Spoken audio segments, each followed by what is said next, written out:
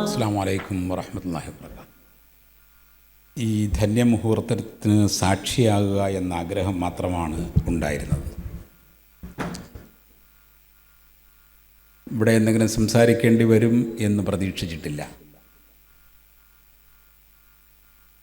ഔദ്യോഗികമായ പരിപാടികളുടെ ഭാഗമായി തിരൂരിലെത്തി നിൽക്കുമ്പോൾ ഉച്ചയ്ക്ക് തൊട്ട് മുമ്പാണ് ഈ പരിപാടിയെക്കുറിച്ച് അറിഞ്ഞത്.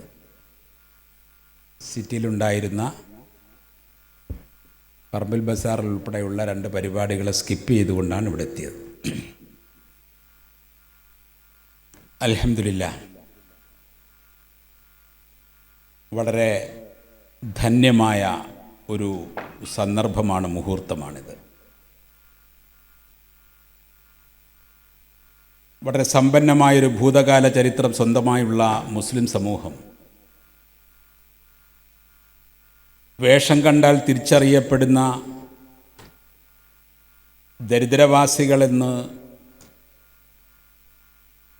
അധികാരത്തിൻ്റെ കുഞ്ചിക സ്ഥാനങ്ങളിലിരിക്കുന്നവർ വേർതിരിച്ചു പറയുന്ന അവസ്ഥയിലേക്ക് എത്തിപ്പെട്ടു പോയതിന് ചരിത്രപരമായ പല കാരണങ്ങളുണ്ട്. യുനെസ്കോ നടത്തിയൊരു പഠനം, ഐക്യരാഷ്ട്രസഭ നടത്തിയൊരു പഠനം പറയുന്നത്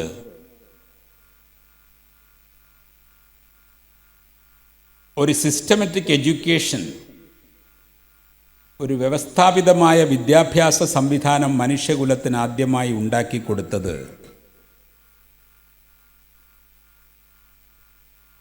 മദീനത്തെ മദ്രസകളാണെന്നാണ്. 7-ാം നൂറ്റാണ്ടിൻ്റെ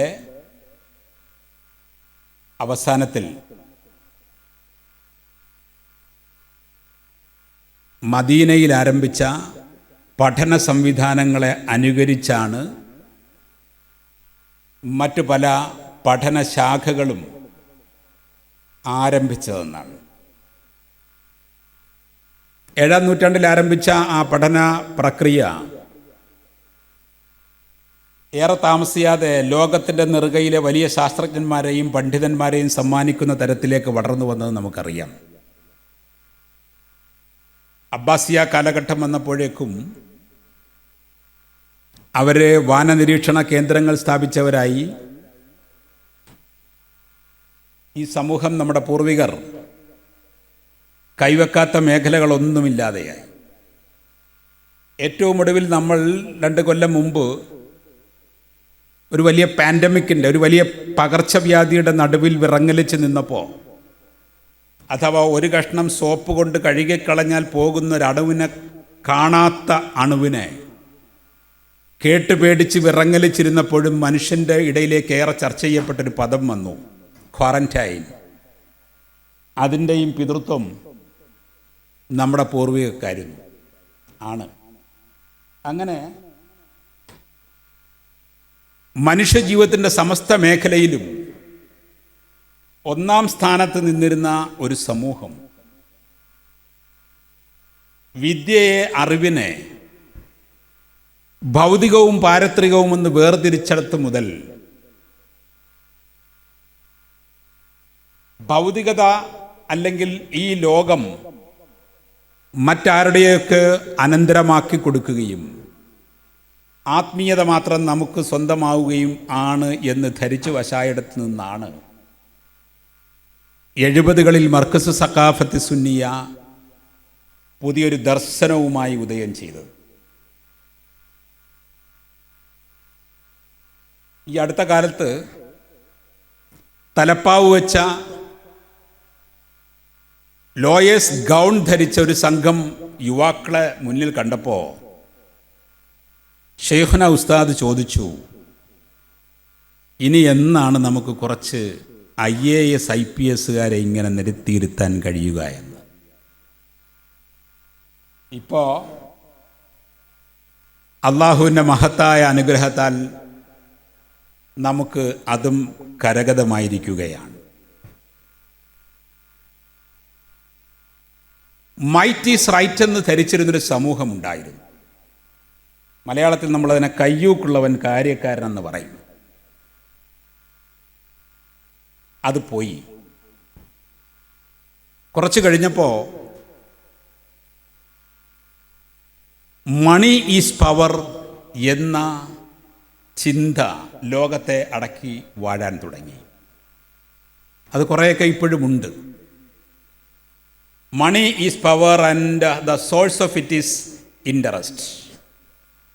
പണമാണ് അധികാരം, അതിൻ്റെ ഉറവിടം പലിശയാണ്. അഥവാ പലിശാധിഷ്ഠിതമായ ഒരു സാമ്പത്തിക ക്രമത്തിന് വേണ്ടി നിലകൊള്ളുന്നൊരു സമൂഹം, ഒരു സംവിധാനം.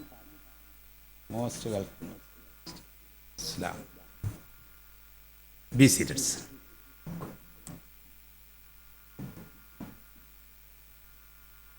On behalf of the entire gathering, I welcome you, sir, to the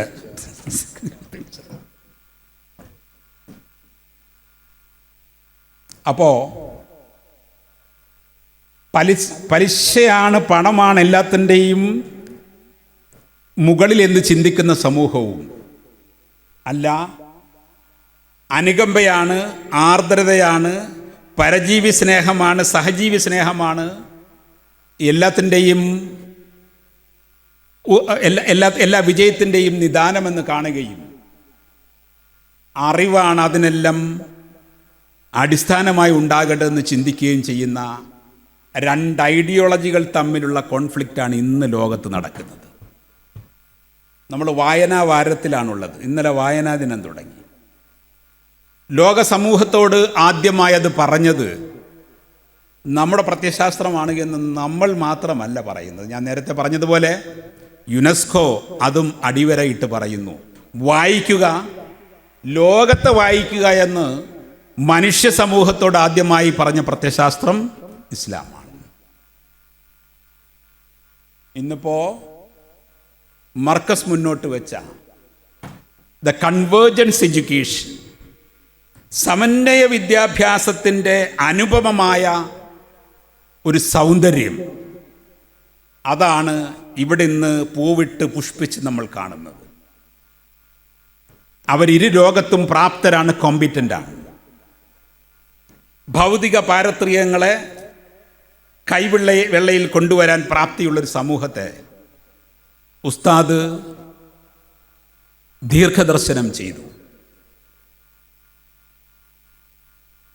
the young visionary of contemporary world, doctor Abdul Hakeem Azhari, അത് മദീനത്തുൽ നൂറിലൂടെ നട്ട് നനച്ച് വളർത്തി ഇന്നിപ്പോൾ മനോഹരമായ അതിൻ്റെ പുഷ്പങ്ങളെ കണ്ട് കണ്ണ് നിറയുന്ന നമ്മുടെ സന്ദർഭമാണ്.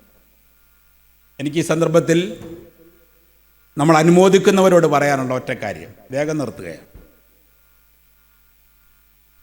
അധികാരം എന്നത് നമ്മുടെയൊക്കെ ഒരു ധാരണ പൊളിറ്റിക്കൽ അധികാരം മാത്രമാണെന്ന്. അല്ല, പൊളിറ്റിക്കൽ എക്സിക്യൂട്ടീവ് എപ്പോഴും ഷോർട്ട് ടേംഡാണ്. 5 കൊല്ലം കഴിയുമ്പോൾ അവരെ വേണോ വേണ്ടയോ എന്ന് തീരുമാനിക്കുന്നൊരു സംവിധാനം നമ്മുടെ കയ്യിലുണ്ട്.